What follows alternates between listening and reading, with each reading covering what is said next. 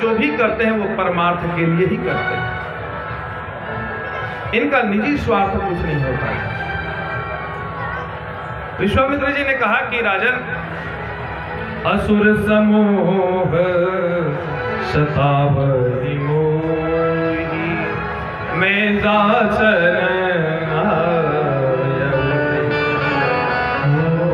हे राजन, असुर सो लोग मुझे सताते हैं, परेशान करते हैं।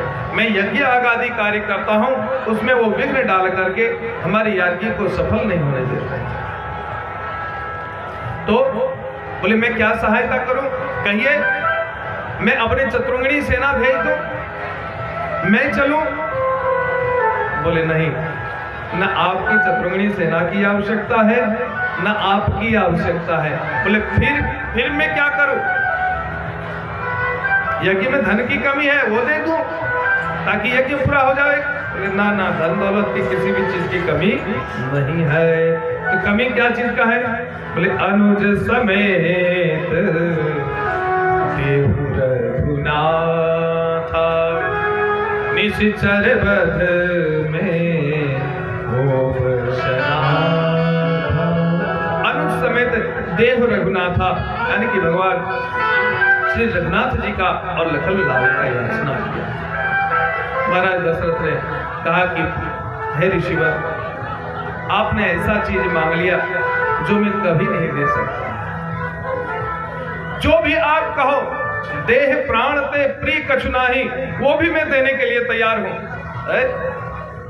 सबको अपना देह प्रिय होता है, अपना प्राण प्रिय होता है सबको, लेकिन वो भी मैं देने के लिए तैयार हूं। लेकिन राम देत नहीं भलई गोसाई। क्यों नहीं दे सकते हो राम को? राघव तुम्हें न दूंगा, मुनिनाथ मरते मरते।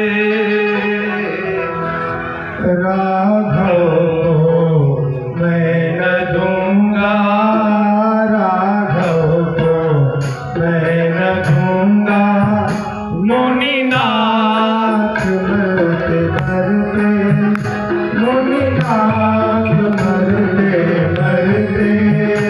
राघव को मैं न दूंगा, राघव को मैं न दूंगा, मुनिनाथ मरते मरते, मुनिनाथ मरते मरते। मेरे प्राण ना रहेंगे, मेरे प्राण ना रहेंगे, मेरे प्राण करते करते, यह दान करते करते।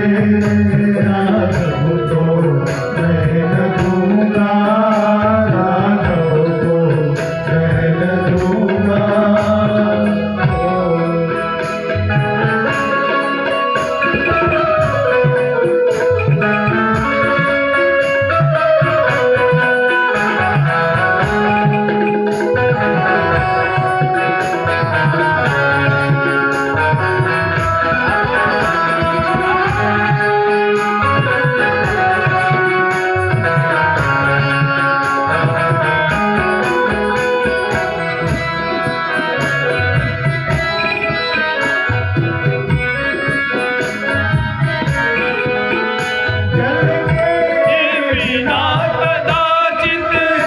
मछली शरीर धारे, मछली शरीर धारे, पर मैं न जी सकूंगा इनको बिना निहारे, इनको बिना निहारे, इनको बिना निहारे।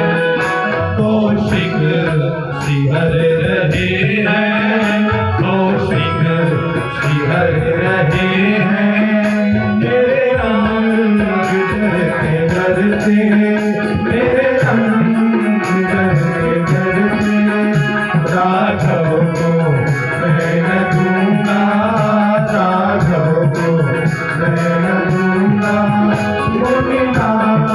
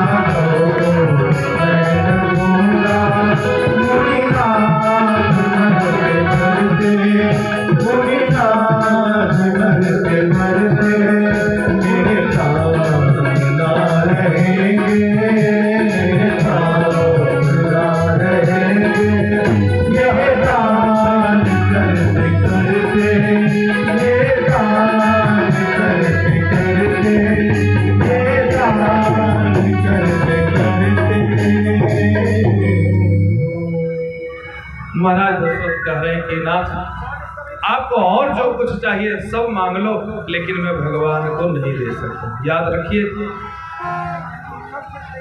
हम लोगों का भी भाव यही होना चाहिए। हमारे जीवन से सब कुछ चला जाए, धन चला जाए, दौलत चला जाए, जगह चली जाए, जमीन चली जाए, जायदाद चला जाए, लेकिन हमारे ठाकुर न जाने पाए, हमारे भगवान न जाने पाए, हमारा धर्म न जाने पाए। जिसके जीवन से धर्म चला गया, जिसके जीवन से भगवत भक्ति चली गई, उसके जीवन में सब कुछ होते हुए भी, कितना भी धन दौलत होते हुए भी कुछ भी नहीं है। समझो, यहाँ पर बहुत विनय किया, तब फिर वशिष्ठ जी ने समझाया है, राजन, आपको 4 धन मिला है। कहां से मिला? बोले यज्ञ के द्वारा। तो नियम क्या कहता है? बोले तुम्हें यज्ञ से धन मिला है। याद रखिए, आज हम लोग भी जो हमारे पास जो भी धन दौलत रुपया पैसा कुछ भी है, वो यज्ञ के बदौलत से ही है।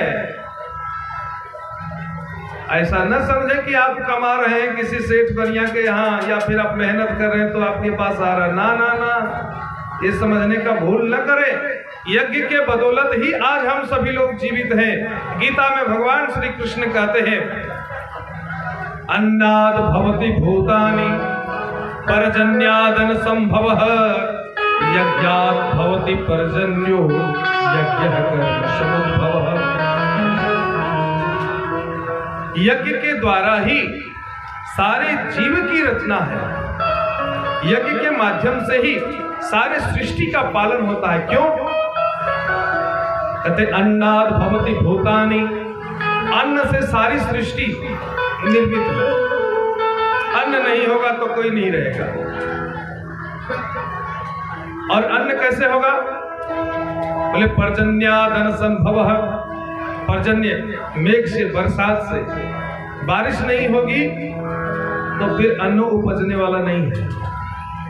और बरसात कैसे होगी भैया? बोले यज्ञात् भवति पर्जन्यो, यज्ञ से ही पर्जन्य होता है। इंद्र कुछ नहीं करता है, वो सब खोखला है एक तरह से। आप यज्ञ नहीं करो तो इंद्र का पावर नहीं है कि वो बरसात कर दे। हमारे कर्मों के बदौलत से हम यज्ञ करते हैं, इन्हीं यज्ञों की बदौलत से बरसात होती है। इंद्र को ताकत मिलता है उससे, नहीं तो इंद्र खाली डब्बा हो जाएगा। जैसे बैंक में खाता खोल लो और सब पैसा निकाल लो, और खाता लेकर के कहीं भी जाओ, एटीएम लेकर के जाओ तो पैसा निकालो तो निकलेगा क्यों? बोले है ही नहीं, तुम उसमें जमा ही नहीं किए। तो हम लोग यज्ञ नहीं करेंगे तो इंद्र के पास वो ताकत नहीं मिलेगी, वो देवताओं को ताकत नहीं मिलेगा। और जब देवताओं को ताकत नहीं मिलेगी तो सारे देवता हमारे एक एक अंग में बैठे हैं, सब लूल्हा लंगड़ा होके बैठ जाएगा। यज्ञ नहीं करोगे तो सब समाप्त हो जाएगा। यज्ञ की बदौलत से ही सब जीवित है। यह कहा कि आपको यज्ञ के द्वारा 4 पुत्र मिले हैं। तो नियम क्या कहता है कि आधे धन जो है वो यज्ञ में खर्च करना चाहिए। अब बताइए, यहाँ जितने लोग उपस्थित हैं, कितने लोग ऐसे व्यक्ति हैं जो साल भर की आधी कमाई यहाँ यज्ञ में देते हैं? आधी कमाई कितने लोग देते हैं? हमको तो नहीं लगता है कि एक भी व्यक्ति होगा। चलो आधे नहीं दे सकते, आधे में से आधा चौथे भाग दो, चौथाई दो, एक चौथाई। उतना भी नहीं दे सकते तो कम से कम दशांश तो देना ही चाहिए। उतना तो दान करना ही चाहिए यज्ञ में। खाली अपने चाट पकौड़ी खाने से, अपने बढ़िया सुंदर सुंदर ड्रेस कपड़ा पहनने से, मैचिंग फैचिंग करने से काम नहीं चलेगा।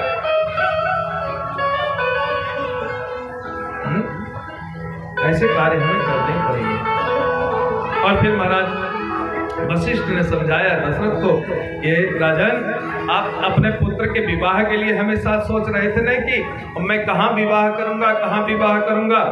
तब इन्होंने समझा करके कहा कि आप ऐसा करिए, इनके साथ में विवाह करिए। तब वशिष्ठ बहुत विधि समझावा, बहुत विधि से समझाया, और फिर अपने पुरोहित की बात को मान करके, गुरु की बात को मान करके इन्होंने विश्वामित्र के साथ में सौंपा है राम लखन को। राम लखन को पा करके आज विश्वामित्र जी कृतकृत्य हो गए, धन्य हो गए। और कहते हैं विश्वामित्र जी आज राम लखन को पा करके अपने आप इतने आनंद में भर गए कि क्या कहा जाए।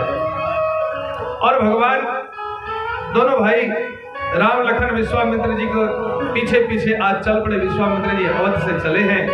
कहते हैं कि पुरुष सिंह दो वीर हर्ष चले मुनि भय हरण कृपा सिंधु मत धीर अखिल विश्व कारण करण।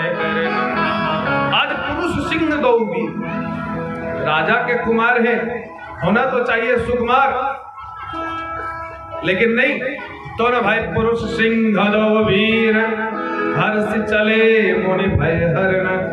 मुनि के भय को हरण करने के लिए दोनों भाई चले हैं। कौन? बोले कृपा सिंधु मति धीर अखिल विश्व का, विश्व की कल्याण के लिए, विश्व की राष्ट्र की रक्षा के लिए आज दोनों भाई चले। क्यों? कहते जब जब राष्ट्र पर आपदा आती है, विपत्तियां पड़ती है, तब तब भगवान का अवतार होता है, तब तब भगवान आते हैं। दोनों भाई चलते चलते रास्ते में ताटका नाम की राक्षसी मिली। भगवान ने देखा, विश्वामित्र जी ने दिखाया, और भगवान ने तुरंत देखा और विचार किया कि ऐसी राक्षसी को देना ठीक नहीं। तो ये कहीं बाण प्राण हर लीना, एक ही बाण प्राण हर लीना, एक ही बाण प्राण हर लीना, एक ही बाण प्राण हर लीना। दीन जानते हैं निस्पत दीना, दीन जानते हैं निस्पत दीना, दीन जानते हैं निस्पत दीना, दीन जानते हैं निस्पत दीना। अवरिश निज नाथ ही जिय चीनी, विद्या निधि कहो विद्या दीनी, जाते लागन सुता पिपाशा, जाते लागन सुधा पिपाशा, अतुलित बल तन तेज प्रकाशा, अतुलित बल तन तेज प्रकाशा, अतुलित बल तन तेज प्रकाशा।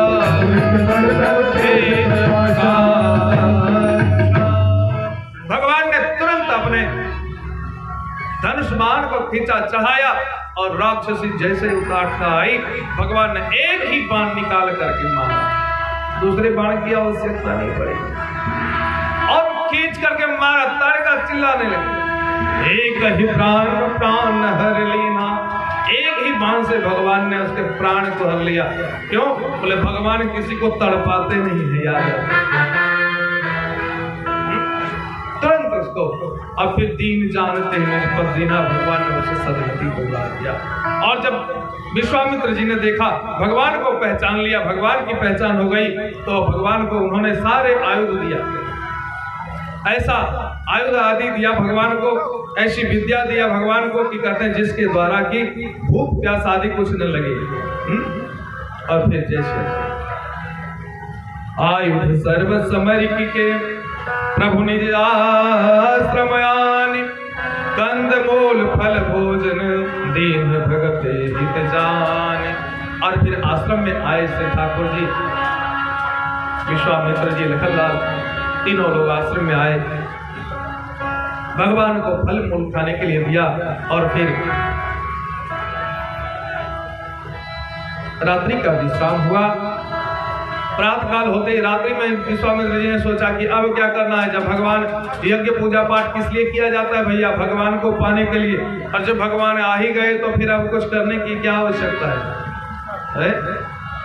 भगवान जब आ जाए तो फिर अब क्या करने की आवश्यकता है? कुछ नहीं। जैसे हम लोग आते नहीं, तुम साथ हो जो मेरे, तो किस बात की कमी है? तो भगवान जब मिल गए तो फिर और क्या चाहिए? लेकिन भगवान कहते ना ना ना, इस धोखे में कभी मत रहना आलसियों, मैं मिल गया हूं तो तुम इस धोखे में मत रहना कि कुछ नहीं करना पड़ेगा। कर्म तो तुमको करना ही पड़ेगा। विश्वामित्र जी को भगवान ने कहा कि प्रात कहा मुनि सन रघुराई, प्रात कहा मुनि सन रघुराई, निर्भय यज्ञ करहु तुम जाई, निर्भय यज्ञ करहु तुम जाई। सुबह होते ही विश्वामित्र जी से भगवान श्री रघुनाथ ने कहा, हे गुरुवर, अब क्या सोच रहे हैं?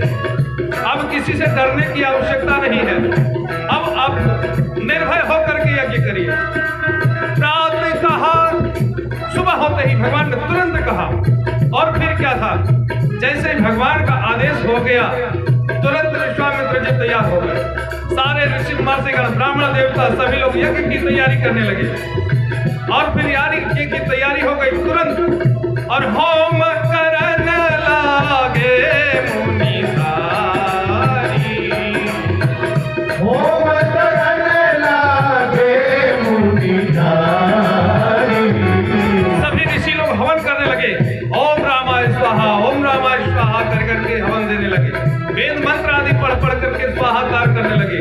और भगवान दोनों भाई हाथ में धनुष लेकर के, आप रहे मख के रखवारी, आप रहे मत के रखवारी। भगवान दोनों भाई स्वयं धनुष बाण लेकर के यज्ञ की रक्षा के लिए खड़े हो गए। और जैसे ही यज्ञ का धुआं निकला, सभी राक्षसों को तुरंत शरण मिल गया। सभी राक्षस लोग चारों तरफ से यज्ञशाला को घेर लिए। सब लोग दौड़ पड़ा। सुनि मारीच निशाचर कोहि, ते सहाय धावा मुनि द्रोही। सुनि मारीच निशाचर कोहि, ले सहाय धावा मुनि द्रोही। बिन परवान राम तेहि मारा, सत जोजन का सागर पारा। सत जोजन का सागर पारा, बिनु परवान राम तेहि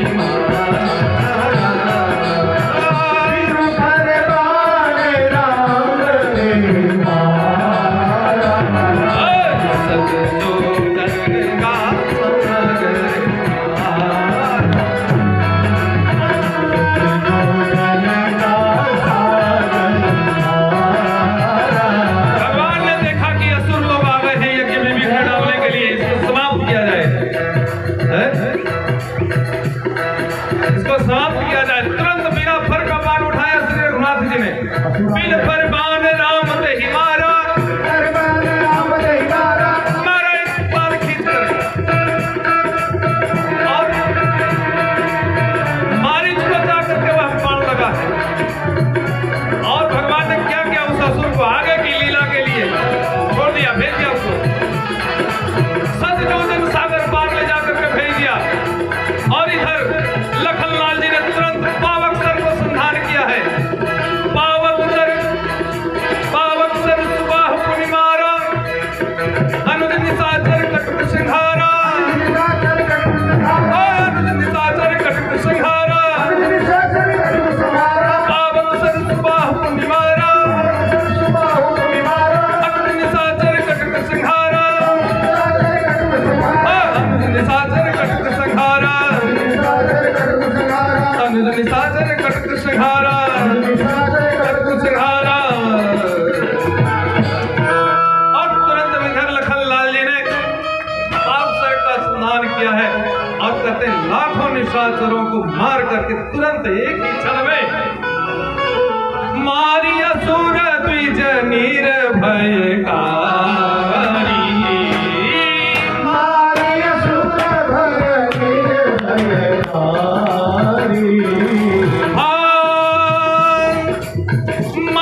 असुर द्विज निर्भयकारी।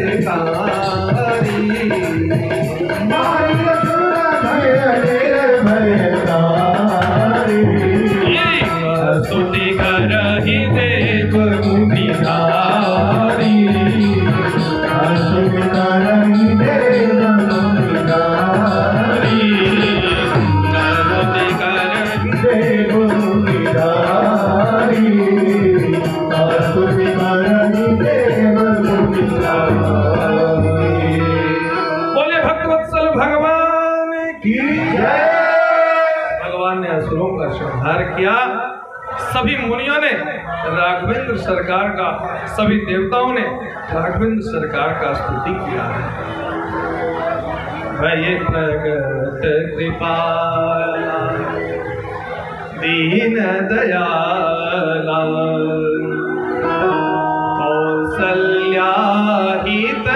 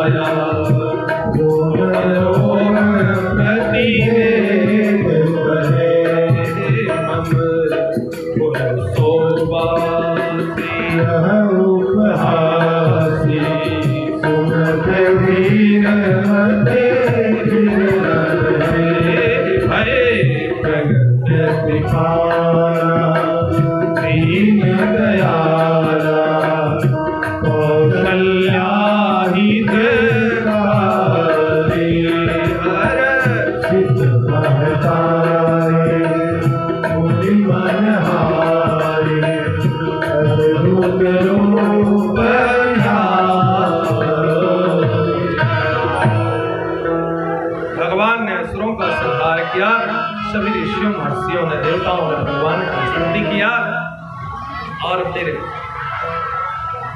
भगवान को कथा सुना रहे हैं। और फिर कथा सुनाते सुनाते राघवेंद्र सरकार से निवेदन किया कि प्रभु आप तो मेरे यज्ञ को पूरा कर दिए, लेकिन एक और अद्भुत यज्ञ हो रही है, उसको पूर्ति कर दिया। राघवेंद्र जी ने पूछा कि नाथ कौन सा वो यज्ञ है? बोले हे ठाकुर, वह ऐसा अद्भुत यज्ञ है कि 1 साल से चल रहा है लेकिन पूरा हो ही नहीं रहा है, और तुम यज्ञेश हो, यज्ञ पूर्णता हो। मैं जानता हूं कि तुम्हारे बिना वो यज्ञ भी पूरा नहीं हो सकता। कौन सा यज्ञ है गुरुवर? गुरु जी ने कहा वो धनुष यज्ञ। धनुष यज्ञ पहली बार हमने सुना, धनुष यज्ञ। बोले हाँ वो धनुष यज्ञ है। तो कहते हैं यहाँ गोस्वामी जी की धनुष यज्ञ सुनी रघुकुल नाथा हरस चले मुनिवर के साथा।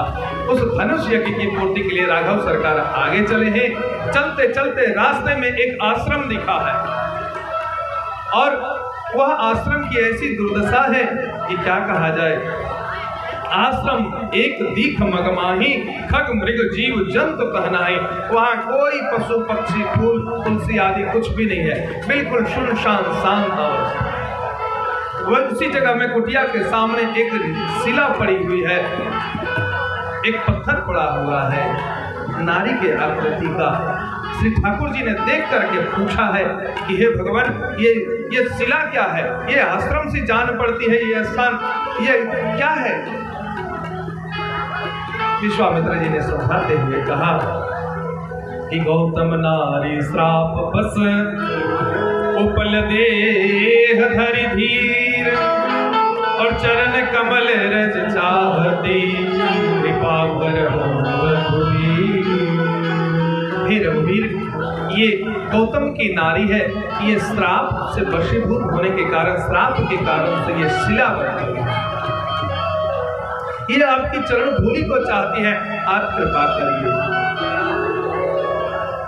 और भगवान ने परसत पद पावन शोकन सावन प्रकट भई तब। भगवान ने जो ही उस शिला पर जाकर के अपना चरण धुल दिया है, उस शिला से सुंदरी बन गई, सुंदर नारी की आकृति प्रकट हो गया। बोले भगवत्सल भगवान। तुरंत उस शिला से सुंदरी जो नारी बनी, उन्होंने भगवान का स्तुति किया है। अपने भाग्य की सराहना करते हुए, मुनि के श्राप को स्वीकार करते हुए ने कहा कि मुनि श्राप जो दीन्हा अति भल कीन्हा परम अनुग्रह में माना। क्यों?